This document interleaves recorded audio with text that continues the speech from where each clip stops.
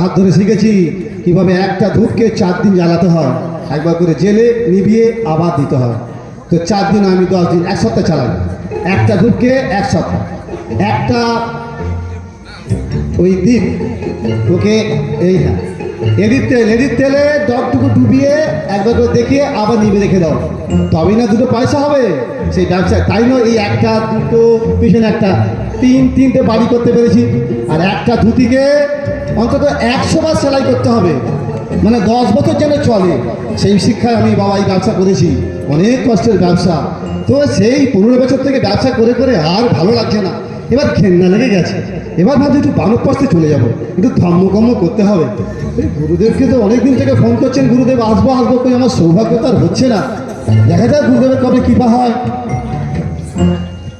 ভগবানের কৃপায় যদি উনি আসেন তাহলে একটু ধর্মকর্ম করতে। গোপাল, গোপাল আছো নাকি? হ্যাঁ, গুরুদেবের নাম করতে না করতেই গুরুদেব ভাবি গুরুদেব গুরুদেব আসুন, গুরুদেব এই মাত্র আপনার কথা ভাবছিলাম। আসুন আসুন আসুন গুরুদেব। হ্যাঁ বলো, কিরকম আছো বলো।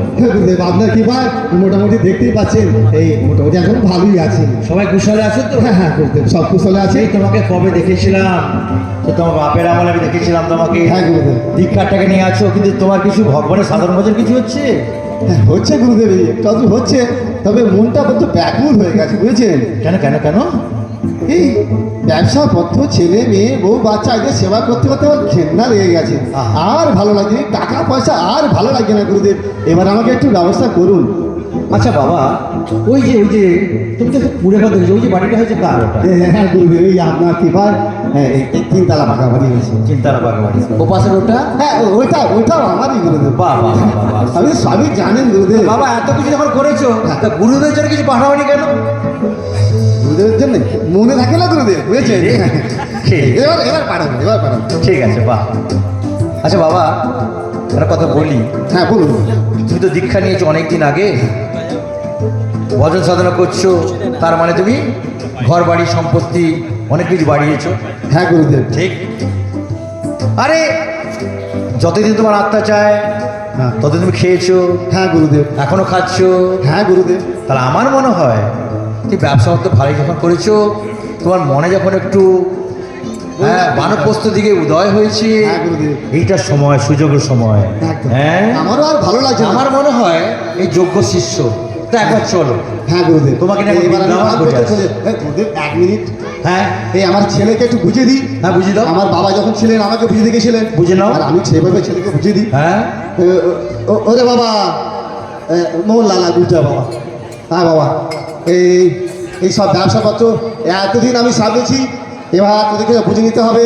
আমি এবার এই সব ছেড়ে বানপ্রস্থে চলে যাবো বাবা, বুঝেছিস। হ্যাঁ হ্যাঁ গুরুদেব এসছেন, গুরুদেবের কৃপা হয়েছে আমার প্রতি। আর ব্যবসাপত্র ভালো বাবা, আমার বাবা আমাকে বলেছিল ঠিক করে বুঝে নিতে। তুমি বাবা ঠিক করে চালিও, একটুও যেন নষ্ট না হয় বাবা। ওই 3 তলা থেকে 4 তলা করো, যেন কিছু নষ্ট করো না বাবা। গুরুদেব বুঝিয়ে দিয়েছি। আচ্ছা গোপাল, এটা তো কত নম্বর ছেলে বাবা? এটা হিসাবে 12 নম্বর। আরে বাবা রে, আরো আছে নাকি? হ্যাঁ অর্ধেক। আচ্ছা বাবা, তুই বড় উপযুক্ত শিষ্য হতে চলেছে। আমি এতদিন 70 বছর বয়স হয়ে গেল, এত ভালো শিষ্যের কথা পাই না। হ্যাঁ, কি ভাই? একবারে মা লক্ষ্মীর সংসার ধনে জনে সব কিছু করেছো বাবা। চলো কি বাবা? তোমাকে এবার বানপ্রস্থে যাবো। ঠিক আছে, চলুন। আমরা আগে যাবো বৃন্দাবন। তার আগে পরম বৈষ্ণব শিব আমরা একটু কাশী দর্শন করে যাই। চলো ঠিক আচ্ছা, আছে, গুরুদেব। আমি তাই ব্যবস্থা করেছি। চলুন গুরুদেব। কাশী যাবো, ওখান থেকে দর্শন করে তারপর আমরা বৃন্দাবনে যাবো।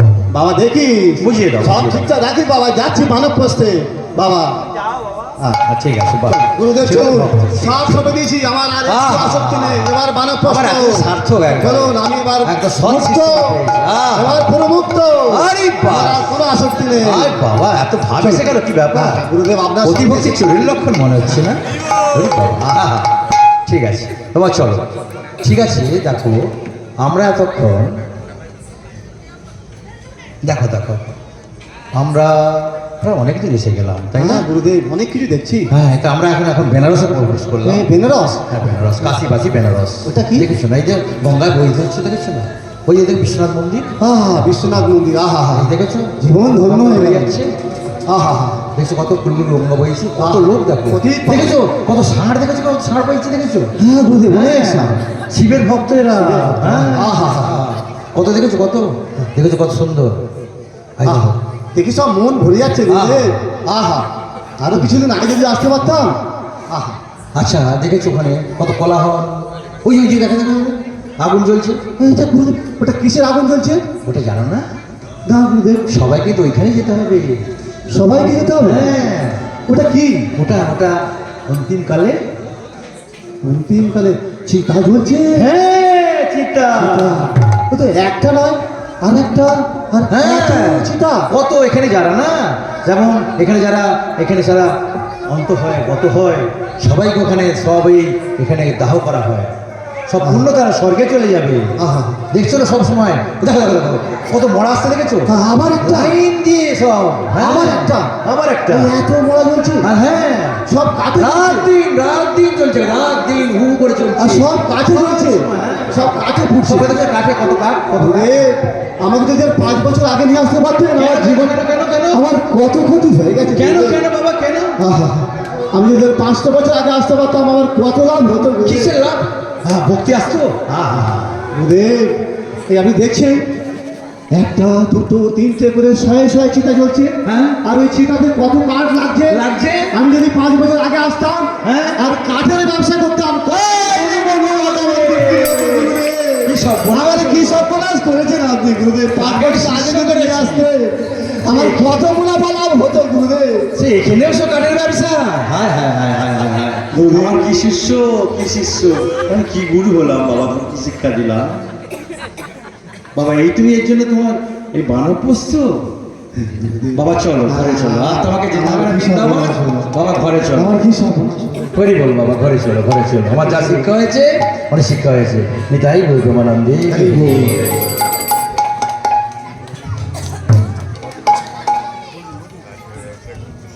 এই নাটকের মধ্যে আমরা শিক্ষা দিলাম যে আসক্তি, সেই যে শিকড়টা আছে, সেই শিকড়টাকে তোলা বড় কঠিন। একমাত্র ভগবানের প্রসাদ, ভক্ত সঙ্গ আর ভগবানের নাম যদি আমরা করি শুদ্ধভাবে, তবেই আমাদের এই আসক্তির শিকড়টা আমাদের থেকে উঠবে।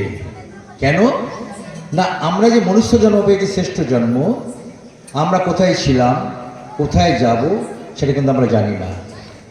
তাই একমাত্র যদি হরিনাম করি, ভগবানের নামটা শুদ্ধভাবে যদি করি, তাহলে কী হবে? আমাদের আসক্তি, কেন এই আমাদের এই আসক্তির ফলে পুনরূপী জননম, পুনরূপী মনোরম, পুনরূপী মাতৃ জঠরে আগমন, বারবার করে আমরা 84 লক্ষর মধ্যে আমাদের জনির মধ্যে আসতে হচ্ছে এই আসক্তির জন্য।